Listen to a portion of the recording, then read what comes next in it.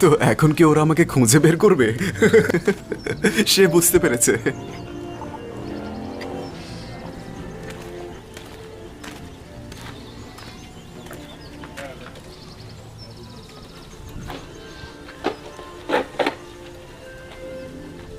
Leader মজা করছে।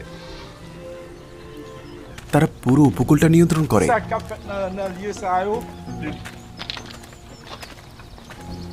যদি পুলিশ আমাকে তার সাথে দেখে তাহলে ওরা আমাকে খুঁজবে। আসলে এখন তারা বন্দুক রাখে, কারণ এটাই তাদের জীবন। তারপর আমরা সমুদ্রের দিকে রওনা হলাম। প্রথমবারের মতো উপকূল রেখা দেখলাম।